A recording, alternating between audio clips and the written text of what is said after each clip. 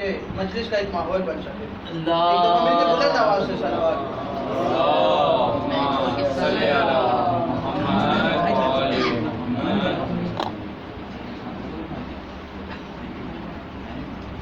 اعوذ باللہ من الشیطان اللعین الرجیم. بسم اللہ الرحمن الرحیم. الحمدللہ الذی لا یبلغ مدحتہ القائلون ولا یعصینا عما اولادوا ولا یعدی حقہ المجتہدون الذی لا یدرکہ بعد الہمم ولا ینالہ غوث الفتن الذی لیس لصفتہ حد محدود ولا نعت موجود ولا وقت معدود ولا اجل ممدود فطر الخلائق وبقدرته والنشر الرياح وبرحمته وصفور میداناته اول دین معرفته وکمال معرفته التصدیق به وکمال التصدیق به التوحید وکمال التوحید واخلاص له نبی الصفات عن كل شهادة صفات انه غیر الموصوف انه غیر الصفات فمن وصف اللہ سبحانہ فقد کرنہ فمن کرنہ فقد سناہ فمن سناہ فقد جزاہ فمن جزاہ فقد جہلہ فمن اشارہ الیہ فقد حدہ فمن عدہ. الصلاۃ والسلام والتحیۃ والاکرام علی نبی الرحمت وقادر المغفرۃ وقائد خیر والبرکۃ ومنتزل بعد من الہلکۃ سیدنا و مولانا بالقاسم محمد. اللہم صلی علی محمد وآل محمد.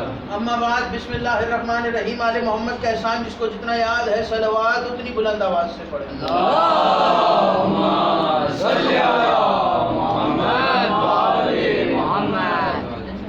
مزاج محلہ کی نفاست کرنا گوار نہ گزرے تو صلوات ذرا بلند آواز سے پڑھیں. اللہم صلی علی محمد وآل محمد. دعا ہے پروردگار عالم سے کہ بانیان کا یہ تمام خرچ اخراجات کوشش کاوش کو اپنی بارگاہ میں قبول و منظور فرمائے. آپ حضرات کا اس فرش پہ چلایا میرا عظیم خالق اللہ اپنی بارگاہ میں قبول فرمائے. کوئی غم نہ دے سوائے غم حسین کے. لاکھوں دعاؤں کی ایک دعا میرے اللہ قبر کی پہلی رات ہو زیارت امیر نصیب فرما. قیامت کا دن ہو شفاعت شبیر نصیب فرما. محشر کے روز اخاذ میں قرآن اخاذ میں دامن اہل بیت نصیب فرما. ہمارے آخری وارث کا ظہور جلد سے جلد فرما. ہمیں ایمان کے انوار و انصار میں شامل فرما اور ہر عزادار کو مرنے سے پہلے لازمی ایک مرتبہ تمام زیارات مقدسہ کی زیارت فرما. تمام دعاؤں کو قبولیت تک پہنچائیں. سہارا درود کا لیں ایک دفعہ مل کے سارے بلند آواز سے صلوات. اللہم صلی علی محمد وآل محمد.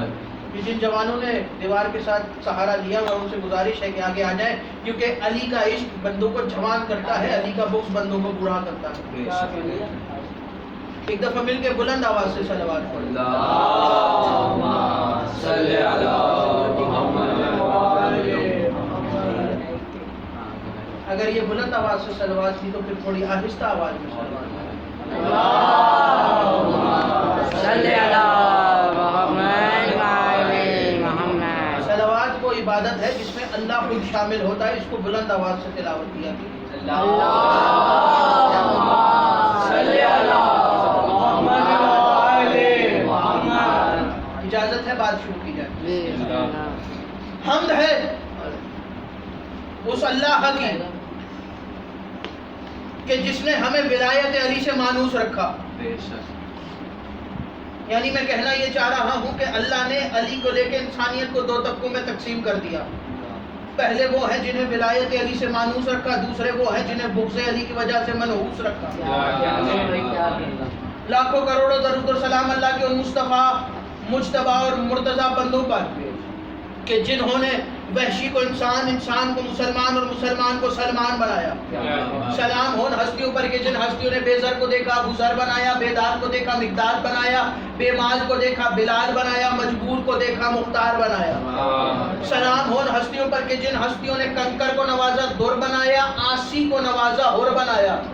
لاکھوں کروڑوں درود و سلام اللہ کے ان مصطفیٰ مجتبیٰ اور مرتضیٰ بندوں پر کہ جنہوں نے منکروں کو دیکھا تو فنار کر دیا, ہم جیسوں کو دیکھا تو آزادار کر دیا. لاکھوں کروڑوں درود اور سلام اللہ کے اس گھرانہ عصمت پر کہ جو کہیں بے دل کے دل کی آواز نظر آتا ہے، جس گھر کا بچہ بچہ آدم ساز نظر آتا ہے، جو کہیں قبلے کا قبلہ، کہیں نمازوں کی نماز نظر آتا ہے، اور واجب العزت ہے وہ شخص جسے یہ گھر اپنے سینے سے لگا لیتا ہے، اور واجب اللعنت ہے وہ جسے یہ اپنی نظروں سے گرا دیتا ہے۔ واجب اللعنت ہے وہ جسے یہ اپنی نظروں سے گرا دیتا ہے۔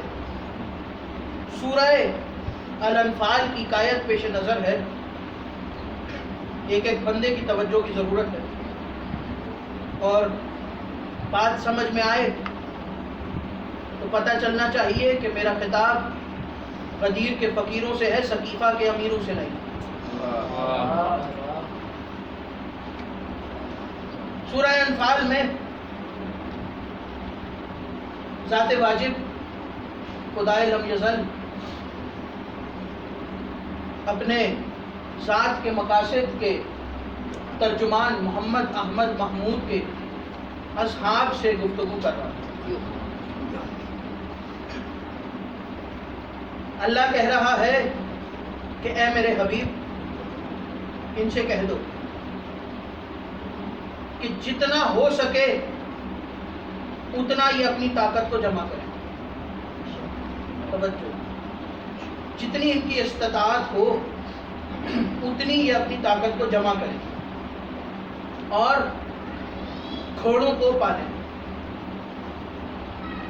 خدا قرآن میں کہہ رہا ہے سورہ انفال میں کہ اپنی طاقت کو جمع کریں اور گھوڑوں کو پالیں، کیونکہ خدا کے دشمن مومنین کی گھوڑے پالنے والی عادت سے گھبراتے ہیں۔ خدا کے دشمن مومنین کے اس گھوڑے پالنے والی عادت سے گھبراتے ہیں۔ بس اس کو ذہن میں رکھیے گا اور میں بات آگے بڑھاؤں گا۔ خدا نے ایک مقام پہ اور کہا کہ میں نے چند سواریاں ایسی خلق کی ہیں جن میں گھوڑے، خچر اور گدھے میں نے ایسے خلق کیے ہیں، اور میری کچھ سواریاں ایسی ہیں کہ جن کی تم معرفت نہیں رکھتے۔ میری کچھ ایسی سواریاں ہیں کہ جن کی تم معرفت نہیں رکھتے۔ یعنی خدا یہ کہنا چاہ رہا ہے کہ گھوڑوں میں کچھ ایسے گھوڑے ہیں کہ جن کی ہمیں معرفت نہیں ہے، خچروں میں کچھ ایسے خچر ہیں جن کی ہمیں معرفت نہیں ہے، گدھوں میں کچھ ایسے گدھے ہیں، قرآن ہے کہ جن کی ہمیں معرفت نہیں ہے۔ جب ہمیں قرآن کہہ رہا ہے کہ ہم انسانوں کو گدھوں میں کچھ ایسے گدھے ہیں جن کی معرفت نہیں ہے، تو پھر کون گدھا ہے جو کہتا ہے ہم آل محمد کو سمجھنے چل رہے ہیں؟ کون سمجھ سکتا ہے آل محمد کو؟ میں نے ایسی سواریاں خلق کی کہ جو تمہاری زینت ہے۔ گھوڑے، خچر اور گدھے، ان کو تم استعمال کرو، یہ تمہاری زینت ہے، اور ان میں کچھ ایسی سواریاں ہیں کہ جن کی تم معرفت نہیں رکھتے۔ پھر خدا نے قرآن میں ایک سورت نازل کی، وہ سورت بھی ایک مقام پر نازل کی، اور وہ مقام تھا جنگ کا، اور اس سورت کا نام تھا سورہ عادیات، گھوڑے والی سورت، جس میں خدا نے گھوڑے کی 5 اداؤں کی قسم کھائی۔ خدا نے گھوڑے کی 5 اداؤں کی قسم کھائی، گھوڑے کی قسم نہیں کھائی، گھوڑے پہ بیٹھنے والے کی قسم نہیں کھائی، گھوڑے کی اداؤں کی قسم کھائی۔ اور وہ سورت کب نازل ہوئی؟ رسول مدینہ میں موجود ہیں، اور نماز فجر پڑھا کے رسول فارغ ہوئے، اور لوگوں نے چاہا کہ اٹھ کے جایا جائے، تو رسول فوراً پڑھ گئے، کہا بیٹھ جاؤ، اور رسول ممبر پہ آ گئے۔ توجہ، رسول ممبر پہ آئے، اور یہاں مسلمانوں کا آدھا لشکر وادی ذات السلاسل میں موجود ہے۔ یہ جنگ وہ جنگ ہے کہ جو رسول کی زندگی میں تو ہوئی، لیکن اس جنگ میں رسول نہیں گئے، اور جس جنگ میں رسول نہیں گئے اس جنگ کو غزوہ کہا جاتا ہے۔ غزوہ ذات السلاسل کے نام سے یہ جنگ مشہور ہے، مولا علی لشکر کے ساتھ ہیں. وادی ہے، وادی ذات السلاسل، اور وادی کے سامنے ایک بہت بڑا پہاڑ ہے، اور اس پہاڑ کے اوپر ایک قلعہ بنا ہوا. کافروں کی فوج اس قلعے میں ہے، اور قلعے کے اندر سے وہ قلعہ بند ہو کے لڑ رہے ہیں. وہ کافروں کی فوج قلعہ بند ہو کے لڑ رہی ہے. تھوڑی سی فوج آتی ہے قلعے میں سے، مسلمانوں کے لشکر پہ حملہ کرتی ہے اور واپس پلٹ جاتی ہے. پھر نئی تازہ دم فوج تھوڑی سی آتی ہے اور آ کے حملہ کرتی ہے، اور اس سے نقصان ہو رہا ہے مسلمانوں کی فوج کا. ادھر رسول مدینہ میں موجود ہے، اور رسول ممبر پہ آئے اور کہا بیٹھ جاؤ، اور رسول نے بیان کرنا شروع کیا. یہ تو سب جانتے ہیں نا کہ رسول علم غیب رکھتے تھے. اب رسول نے کہا کہ سنو، وادی ذات السلاسل میں جنگ کے طول بج گئے ہیں، اور جنگ شروع ہو گئی ہے، اور کیا گھمسان کی جنگ ہو رہی ہے. توجہ، کیا گھمسان کی جنگ ہو رہی ہے. یہاں کافروں کا لشکر آیا، یہاں ہمارے لشکر میں سے فلاں شخص نکلا، وہاں ان کے لشکر میں سے فلاں نکلا، اور دونوں میں آپس میں کیا گھمسان کا ٹاکرا ہو رہا. دونوں خوب لڑ رہے. اور کیا لڑ رہا ہے؟ ہماری طرف سے آنے والا لوگ، وہ واپس پلٹا، ہماری طرف سے فلاں آیا، کافروں کی طرف سے فلاں آیا. جو ہماری طرف سے آیا بے دلی سے لڑ رہا ہے، بھاگنے کے رستے تلاش کر رہا ہے. جو ہماری طرف سے آیا ہے بھاگنے کے رستے تلاش کر رہا ہے. رسول جنگ بتا رہے ہیں مدینے میں بیٹھ کے. جنگ ہو رہی ہے سینکڑوں میل دور وادی ذات السلاسل میں. رسول مدینہ میں بیٹھے، اور پھر رسول نے کہا سنو، کیا گھمسان کی جنگ ہو رہی ہے. آدھا پہر گزرا، دن کا ایک پہر گزرا، ظہر کا وقت ہوا. رسول نے ظہر کی نماز پڑھائی، سنتیں نہیں پڑھائی. رسول واپس پلٹے، اور پھر رسول نے جنگ کا احوال بتانا شروع کیا. پھر رسول جنگ کا احوال بتا رہے. جنگ کا احوال بتاتے بتاتے مغرب ہو گئی. رسول نے مغرب پڑھائی کہ جنگ ختم نہیں ہوئی. جنگ کا اصول تھا کہ رات کے وقت جنگ ختم ہو جاتی. رسول نے کہا جنگ ختم نہیں ہوئی، جنگ ہو رہی ہے. رات کا ایک پہر گزرا، رات کا دوسرا پہر گزرا. رسول جنگ بتا رہے ہیں کہ کیا گھمسان کی جنگ ہو رہی ہے. جنگ رکنے کا نام نہیں لے رہی. اس طرف سے بھی حملہ ہو رہا ہے، اس طرف سے بھی حملہ ہو رہا ہے. رات کا تیسرا پہر گزرا، آخری پہر شروع ہو گیا. رات کا آخری پہر کی 1 ساعت گزری. اس زمانے میں آج کل کے 1 ساعت یعنی 1 گھنٹہ. رات کے پہر کی آخری پہر کی 1 ساعت گزری. رسول کے چہرے پہ مسکراہٹ آئی. رسول مسکرائے اور مسکرا کے کہا سنو، علی نے عجب فیصلہ سنایا ہے، علی نے عجب اعلان کیا ہے. یا رسول اللہ کیا اعلان کیا ہے؟ آخری 3.5 پہر رات کے گزر گئے، آخری آدھا پہر رہ گیا ہے رات کا. رسول نے کہا علی نے اعلان کیا ہے کہ میں فجر کی نماز جا کے قلعے میں پڑھاؤں گا. میں فجر کی نماز جا کے قلعے میں پڑھاؤں گا. مسجد میں بیٹھے ایک دوسرے کو کونیاں مارنے لگے کہ 3.5 پہر رات کے پورا دن گزر گیا، جنگ کا فیصلہ نہیں ہوا. یہ علی آدھے پہر میں جنگ کا فیصلہ کرے گا اور جا کے قلعے میں فجر کی نماز پڑھائے گا. اب تو علی گیا. اور پھر رسول مسکرائے اور جلال میں رسول کہتے ہیں لو، علی نے دلدل محشر کرام کی مہاروں کو سنبھالا. علی نے دلدل کے اوپر تشریف رکھی. علی دلدل پہ آئے، ایک رکعت سے دوسری رکعت تک علی نے پورا قرآن ختم کر دیا. علی دلدل پہ بیٹھے، علی نے دلدل کو اڑ لگائی، دلدل چلا. رسول کہہ رہے ہیں وادیوں میں سے طوفان اٹھا، ایسے دلدل چلا کہ جیسے طوفان اٹھا. دلدل آگے بڑھ رہا ہے بجلی کی تیزی سے. علی اس پہ بیٹھے ہیں، دلدل بجلی کی تیزی سے آگے بڑھ رہا. دلدل پہاڑ کے قریب پہنچا. دلدل نے اپنا پیر پہاڑ پہ مارا، اس کے پیروں میں سے چنگاریاں نکلی. دلدل نے پیر پہاڑی پہ مارا، اس کے پیروں میں سے چنگاریاں نکلی.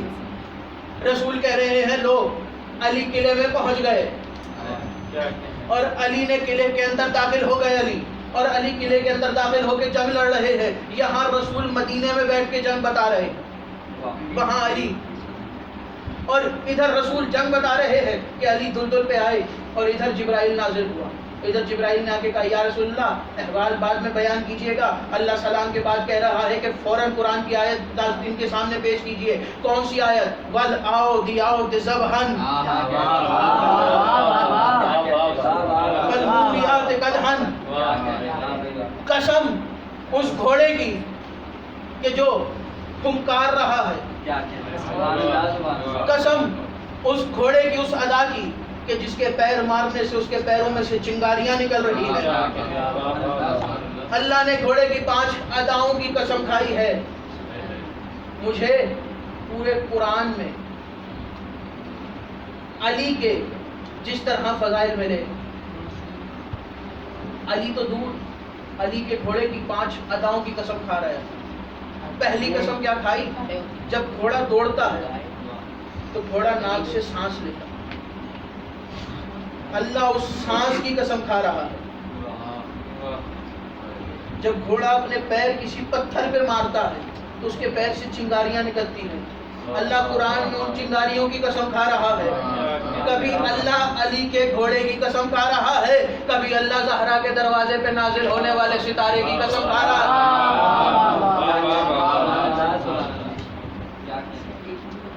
یہ گھرانہ عام گھرانہ نہیں، اور صرف ذات السلاسل نہیں، ایسی کتنی غزوات ہیں، کتنی جنگیں ہیں جو اکیلے علی نے چند لمحوں میں جن جنگوں کا سارا دار و مدار پلٹ دیا. ایسے جنگ کو ایسے کر کے رکھ دیا. خیبر کا میدان، صفین کا میدان. صفین کا میدان ہے، مالک اشتر سے کہا جاؤ مالک اشتر جا کے ان پہ حملہ کرو. ان کا مولا میں، اور کیا کہنے مالک کے دراز قد ہے. مالک کا دراز قد ہے، اور اتنا دراز قد ہے کہ گھوڑے پہ بیٹھتے ہیں تو پاؤں زمین پہ لگتے ہیں. اور کیا شان ہوگی اس کی کہ جو علی کے ہوتے ہوئے علی کی لشکر کا سالار ہے. علی کے ہوتے ہوئے علی کے لشکر کا سالار ہے، علی کی فوج کا علمدار ہے. ابھی شام میں مجلس پڑھ رہا تھا تو ایک واقعہ بیان کیا، وہ آخری واقعہ پیش کروں گا میں. مولا کے ادھر میں نے ایک جملہ کہا کہ دنیا کوشش کر رہی ہے کہ ہم علی کو سمجھیں. دنیا کوشش کر رہی ہے کہ ہم علی کو سمجھیں، حالانکہ دنیا کی سمجھ میں علی کے نوکر بھی نہیں آتے. خدا قرآن میں کہہ رہا ہے کہ پہلے ان کی سواریوں کو تو سمجھ لو، پھر اس گھرانے کو سمجھنا. ان کی سواریاں سمجھ میں نہیں آ رہی، ان کی سواریوں کی معرفت نہیں ہے تمہارے پاس. خدا قرآن میں کہہ رہا ہے کہ میں نے کچھ ایسی سواریاں بنائی کہ جن کی تم معرفت نہیں رکھتے. مولا بیٹھے ہیں، حکومت مولا نے کوفے میں منتقل کی، دارالحکومت. فرعون شام روز مولا کو خط لکھ رہا ہے، روز قاصد آ رہا ہے مولا کے پاس. مولا روز جواب دے رہا، روز قاصد آ رہا ہے، روز جواب مل رہا. اس دن مولا جلال میں آئے اور مولا نے جلال میں آ کے کہا اس کا دماغ تو نہیں خراب، روز خط بھیج دے رہا، روز خط بھیج رہا، روز میں اس کو جواب دے رہا. مولا نے اپنے ایک نوکر کو بلایا، نام تھا ترما. مولا نے ترما کو بلایا اور ترما کو بلا کے کہا کہ ترما، آج میں چاہتا ہوں کہ میرے خط کا جواب تم لے کے جاؤ، میرے قاصد بنو. ترما نے کہا کہ مولا خط دیجئے. مولا نے کہا ترما اس نے مجھے پریشان کر رکھا ہے، روز خط بھیج دیتا. ترما نے مسکرا کے کہا مولا آپ خط دیجئے، میں جاؤں گا، آج کے بعد خط لکھ کے نہیں بھیجے گا، یہ آج کے بعد خط نہیں لکھے گا. مولا نے کہا ترما لو توجہ، یہ ہے علی کا عشق. مولا سے خط لیا، مولا کا لکھا ہوا، مولا سے خط لیا. اس زمانے میں خطوں کو جیب میں رکھا جاتا یا کمر بند میں رکھا جاتا. ترما نے اپنے امامے کا ایک پیج کھولا اور خط کو امامے میں رکھ کے امامہ باندھ دیا. اور ترما اپنی سواری پہ سوار ہوئے اور شام کی طرف چل پڑے. اور چلتے چلتے شام میں پہنچے. شام کے داخل ہونے کے بعد فوراً ہی شہر کے شروع میں ایک باغ بنا ہوا اور اس باغ کی دیواریں بلند.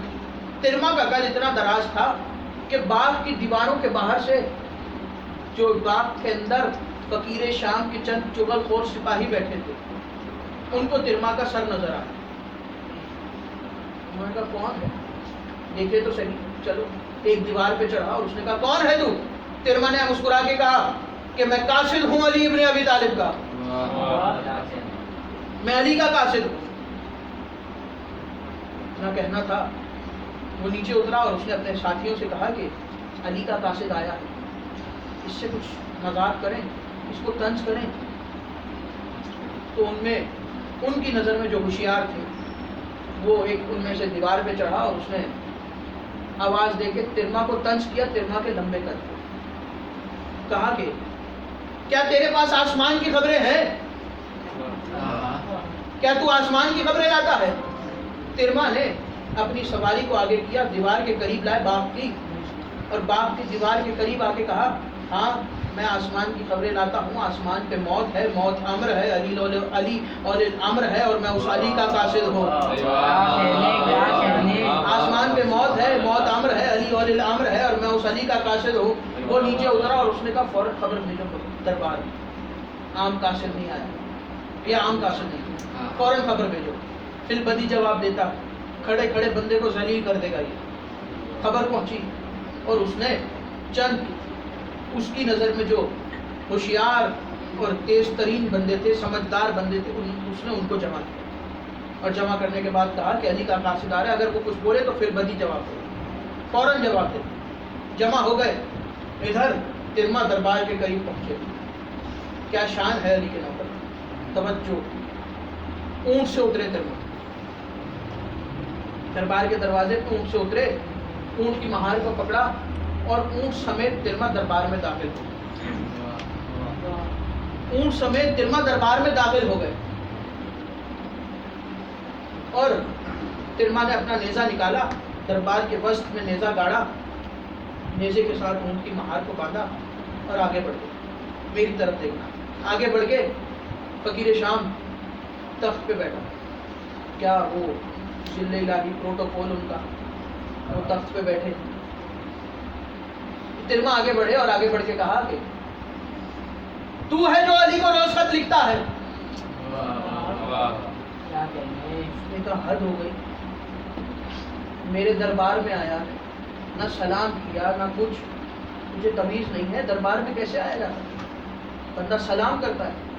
ترما نے اس کی طرف دیکھے کہا میرا دماغ خراب ہے, میں تیری سلامتی مانگوں, میں تیرے لیے موت کی خبر لایا ہوں.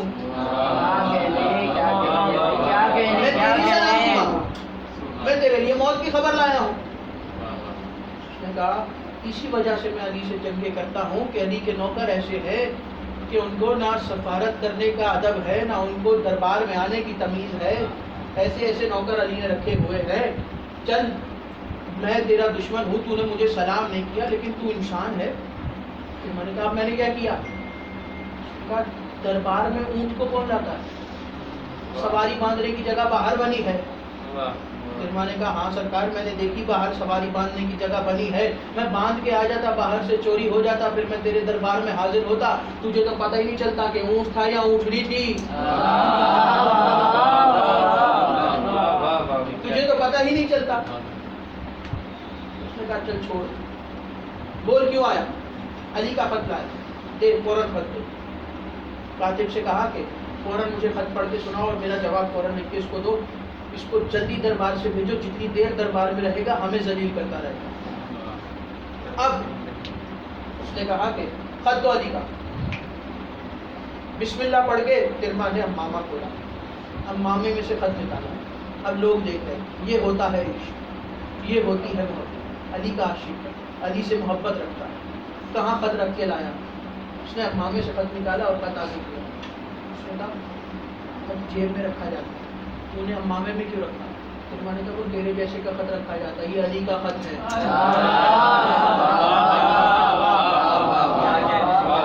تیرے جیسے کا خط جیب میں رکھتے ہیں, یہ علی کا خط ہے. ترما نے مسکرا کے کہا میری مجبوری تھی، میرے پاس سر سے اونچی جگہ نہیں تھی، ورنہ میں وہاں علی کا خط رکھ دیتا۔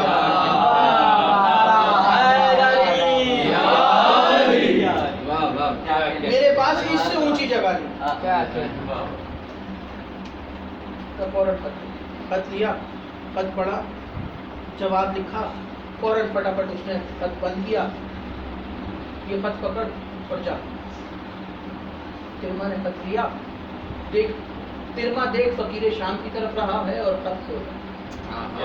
ترما نے دربار میں کھڑے کھڑے خط کھولا، اس کے سامنے خط نکالا اور اس کا خط پڑھنا شروع کیا۔ اس نے کہا ترما تو پاگل تو نہیں ہے؟ کیا ہوا؟ میں نے تجھے خط لکھ کے دیا، تو لے کے جا، علی کے پاس جا، جا کے علی سے جواب لے، پھر واپس آ، اور پھر میرا جواب لے کے جا، اور پھر علی سے جواب لے کے اور پھر واپس آ۔ میں نے کہا میں پاگل نہیں تو، میں تجھ سے خط لوں، توجہ، میں تجھ سے خط لوں، خط لے کے کوفہ جاؤں، جا کے مولا سے جواب لوں، مولا سے جواب لے کے تیرے پاس آؤں، تیرے جواب کا انتظار کروں، پھر جاؤں، جتنی دیر مجھے اس چکر میں لگے گی میں بیٹھ کے مولا کے چہرے کی زیارت کر کے عبادت کرتا رہوں گا۔ اور نے جو علی کو خط لکھ کے دیا میں اس کا جواب دیتا ہوں، اور اس نے وہی خط ترما نے نکالا، اور اس کا وہ خط آج بھی موجود ہے۔ ترما نے خط پڑھنا شروع کیا، اس نے پہلی لائن لکھی تھی خط میں کہ علی مجھ سے سوچ کے جنگ کرنا، میرے پاس رائی کے دانوں سے زیادہ فوج ہے، میرے پاس رائی کے دانوں سے زیادہ فوج ہے۔ ترما نے خط پڑھا، فقیر شام بیٹھا، اس کے سامنے اس کا خط پھاڑا، اس کے قدموں میں پھینکا، خط پھینکنے کے بعد کہا ایسے کوئی خط لکھتا ہے مالکوں کو؟ یہ خط لکھنے کی تمیز ہے؟ کیا لکھا تو نے؟ تیرے پاس رائی کے دانوں سے زیادہ فوج ہے، تجھے نہیں پتا علی کے پاس مالک اشتر جیسا مرغ ہے، تیرے دانوں کو چن چن کے کھا جائے گا۔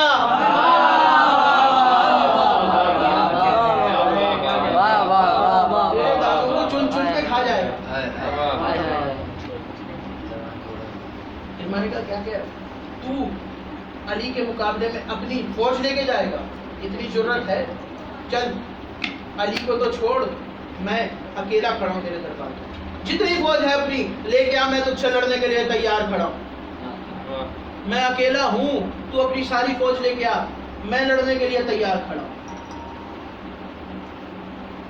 اس کے بعد جب ترما سے اس کے سوال و جواب ہوئے اور وہاں گفتگو ہوئی، جب ترما چلے گئے تو اس نے اپنے دربار میں کھڑے ہو کے ایک جملہ کہا، اور وہ جملہ یہ تھا کہ کاش میرے پاس علی کے نوکروں جیسا ایک ہوتا،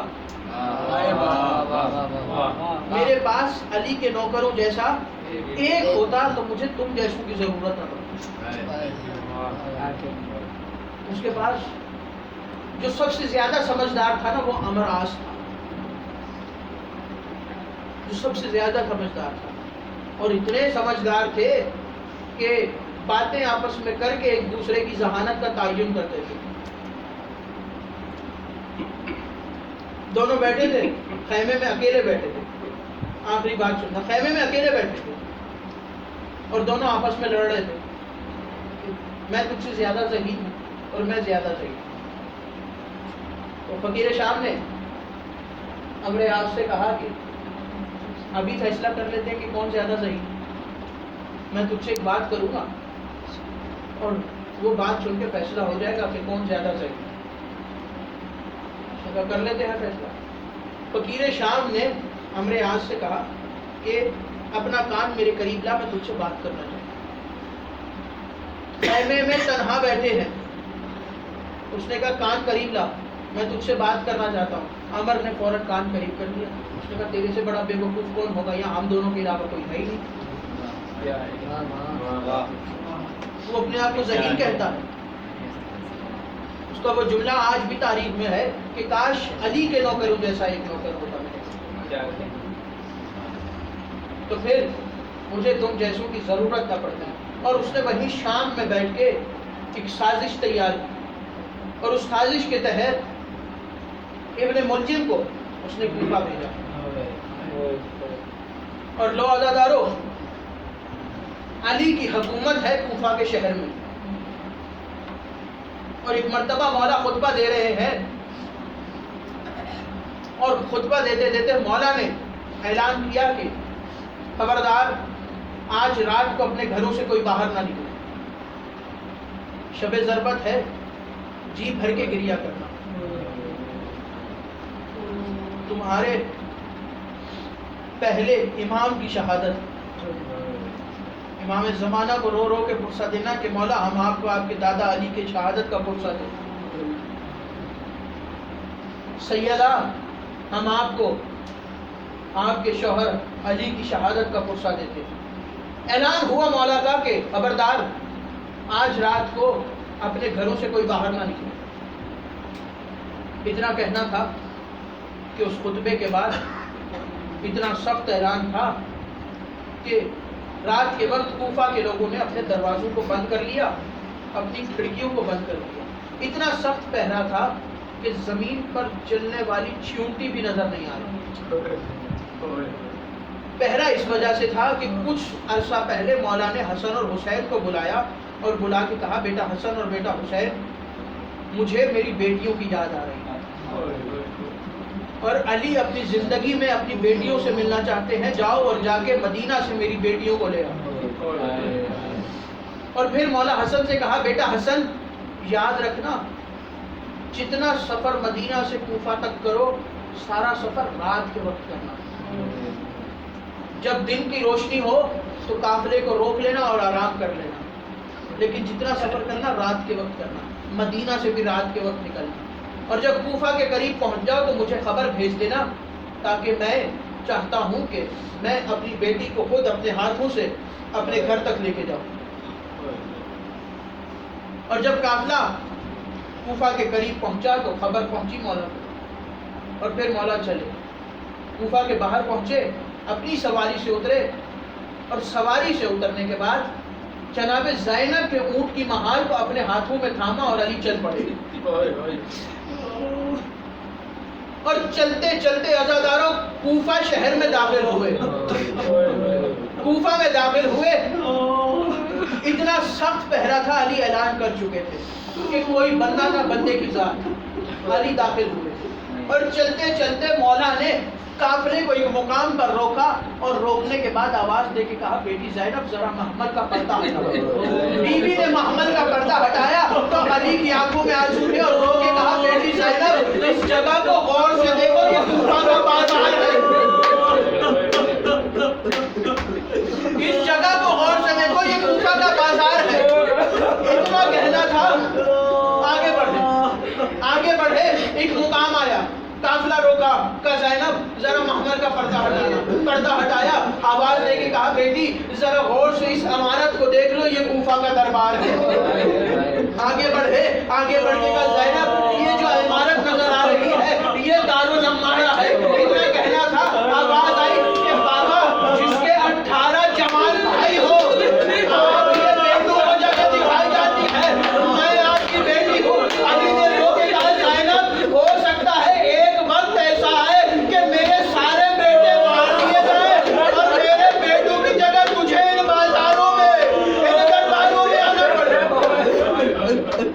کہا بابا، جملہ سنو گے، کہا بابا وہ زینب اس بازار میں کیوں کر آئے کہ جس کا عباس جیسا آج رکو خدا کسی غم میں نہ رلائے سوائے غم حسین کے، جی بھر کے گریا کرنا، ماتم سے بھی تمہیں کوئی روکے گا نہیں، کیونکہ تمہارے ہاتھ بندھے ہوئے نہیں ہیں۔ عزادارو ایک جملہ سننا، اس کے بعد میں ضربت کے مسائل پڑھوں گا۔ 40 ہجری کا رمضان جب آیا تو مولا کے اصحاب کہتے ہیں کہ ہم روز مولا کے خطبے سنتے ہیں، لیکن جب یہ رمضان آیا تو علی نے اپنی زندگی میں جتنے خطبے اس رمضان میں دیے، ان سب خطبوں میں اپنی شہادت کا ذکر بار بار کرتے ہیں، اور علی فرماتے تھے کہ پوچھ لو جس نے جو پوچھنا ہے، اس سے پہلے کہ میں تمہارے درمیان نہ رہوں۔ بار بار اپنی شہادت کا ذکر کر رہے ہیں۔ ضربت لگی تو ضربت لگنے کے بعد جب آخری وقت ہے مولا کا، سید سجاد 4 برس کے ہیں، 3 یا 4 برس کے سید سجاد. سید سجاد کو قریب بلایا، دیکھنا میری طرف، قریب بلایا، قریب بلا کے سینے پہ لٹایا. سینے پہ لٹانے کے بعد سید سجاد کی آنکھوں پہ بوسے دینا شروع کیا. آنکھوں پہ بوسے دے رہے. حسین یہ منظر کھڑے دیکھ رہے. حسین نے آواز دے کے کہا بابا آج ایسی کیا خاص وجہ ہے کہ بیٹے سجاد کی آنکھوں پہ اتنے بوسے دے رہے ہیں؟ تو رو کے اس وقت علی نے کہا میں سجاد کی آنکھوں پہ بوسے دوں تو کیوں نہ دوں کہ ان آنکھوں نے کوفہ اور شام کے بازار میں اپنی ماؤں اور بہنوں کو بغیر چادر کے دیکھنا.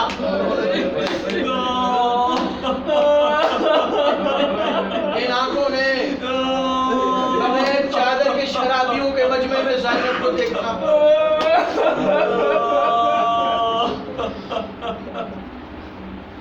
عزادارو 18 رمضان آخری افطار مولا نے اپنی بیٹی ام کلثوم کے گھر. افطار میں بی بی کہتی ہے کہ میں نے بابا کے آگے دودھ بھی رکھا اور نمک بھی رکھا. تو بابا نے کہا کہ بیٹی کیا تمہیں نہیں معلوم کہ علی ایک وقت میں ایک چیز سے افطار کرتے ہیں؟ تو بی بی نے چاہا کہ میں نمک اٹھا لوں بابا کے آگے سے تاکہ بابا دودھ پی لیں. لیکن فوراً علی کی آواز آئی کہ ام کلثوم دودھ اٹھا لو، ہو سکتا ہے کل ہمارے گھر ایسا مہمان آ جائے کہ اسے شربت پلانے کی ضرورت پڑے.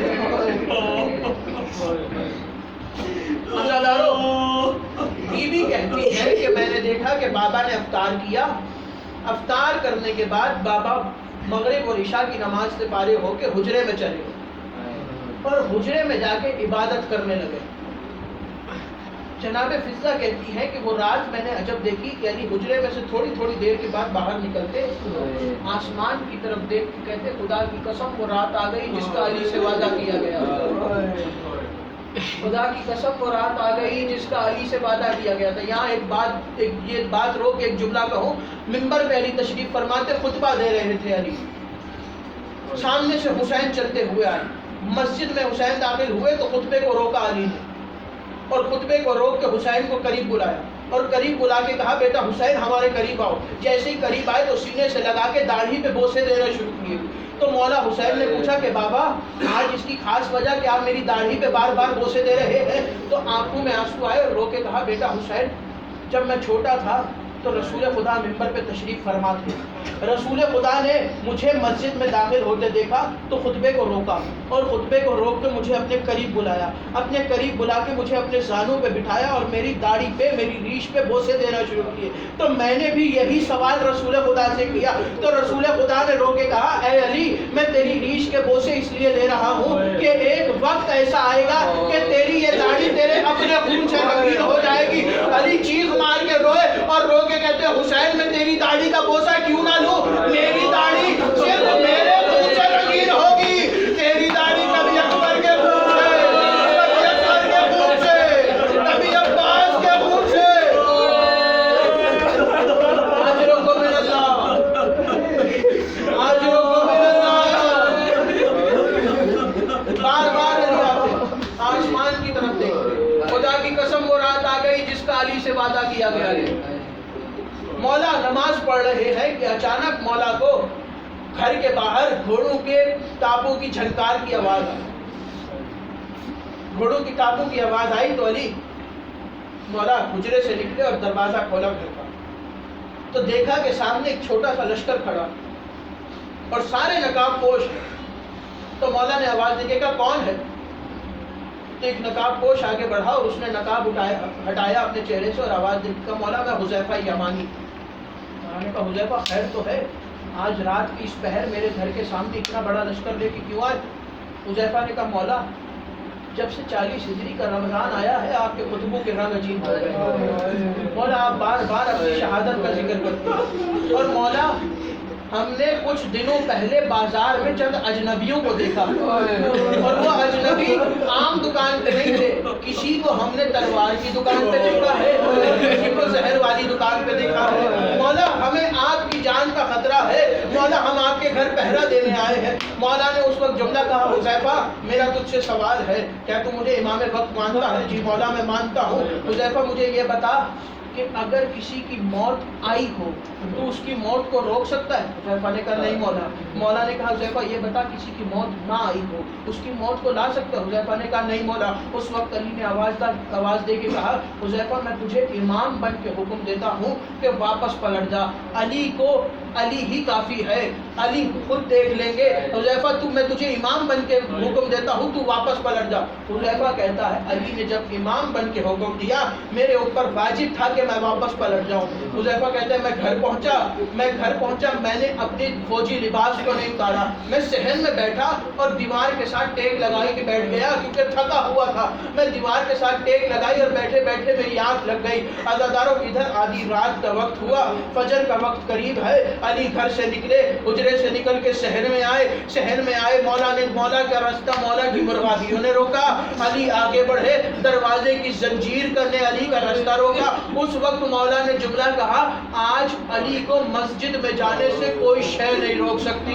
یہ کہنے کے بعد علی کوفہ کی گلیوں میں آئے اور چلتے چلتے علی مسجد کوفہ میں پہنچے. عزاداروں جملے سننا, علی مسجد کوفہ میں پہنچے. ابن ملجم الٹا سو رہا ہے. علی نے پیر کی ٹھوکر مار کے جگایا اور جان کے کہا کہ اٹھ, جو کرنے آیا ہے وہ کر. ادھر علی مصلی عبادت پہ آئے, علی منبر محراب اذان پہ آئے. عزاداروں گلدستہ اذان پہ آ کے مولا نے جیسے ہی اللہ اکبر کہا ادھر گھر میں قیامت برپا ہو گئی. زندگی میں دو اذانیں ایسی ہیں جو زینب نے پڑھی پہلی اذان رمضان علی کی زندگی کی آخری اذان ہے اور دوسری اذان 61 ہجری 10 محرم کربلا میں اکبر کی آخری اذان. ادھر مولا نے نماز شروع کی. دوسری رکعت کا دوسرا سجدہ ہے. ابن ملجم نے تلوار کو نیام سے نکالا اور تلوار کو نیام سے نکال کے ابن ملجم دوڑتا ہوا آیا. علی دوسرے رکعت کے دوسرے سجدے میں آئے, سر سجدے میں آیا. ادھر ابن ملجم نے تلوار اٹھائی اور ایسا وار کیا کہ ابن ملجم کا وار مولا کے سر پہ لگا اور مولا کے سر سے خون بہنا شروع ہوا. ادھر حذیفہ کہتا ہے کہ جب میری آنکھ لگی تو اچانک میری زوجہ نے مجھے جھجوڑ کے اٹھایا اور جھجوڑ کے کہا حذیفہ جاگ, اور یہ شور سن مسجد سے شور کیسا آ رہا ہے.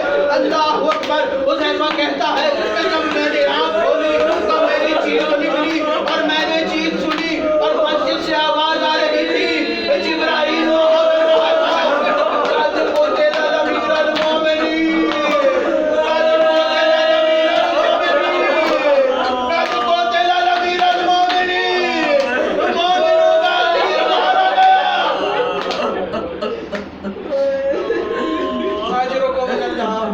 آخری دو جملے سننا ختم کر دیے مسائل. عزاداروں ضربت لگ گئی, علی گھر آ گئے.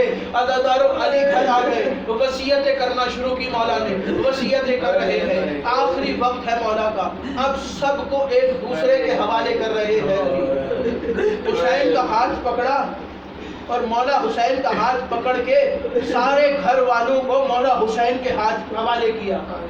اور جب سب کو مولا حسین کے حوالے کر دیا تو پیروں کے قریب کھڑی تھی جناب ام البنین.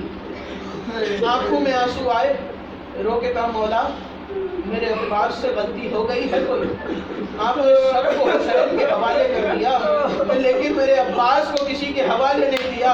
اس وقت علی روئے, آنکھوں میں آنسو آئے اور رو کے کہا میرا عباس ہے کہاں. اس وقت حسین نے کہا مولا وہ زینب کی وجہ سے حجرے میں نہیں آ رہا, وہ حجرے کے باہر کھڑا ہے. عزاداروں مولا نے بلایا, کہا میرے عباس کو بلاؤ. عزاداروں مولا عباس آئے, 14 یا 15 برس کے ہے جناب عباس. جناب عباس کو بلایا گیا اور قریب آئے. کہا عباس اپنا ہاتھ دو. عباس کا ہاتھ پکڑا اور عباس کے ہاتھ میں حسین کا ہاتھ تھما دیا. حسین کا ہاتھ تھما کے کہا عباس اب حسین تیرے حوالے ہے. میں نے سب کو حسین کے حوالے کیا ہے لیکن عباس اور حسین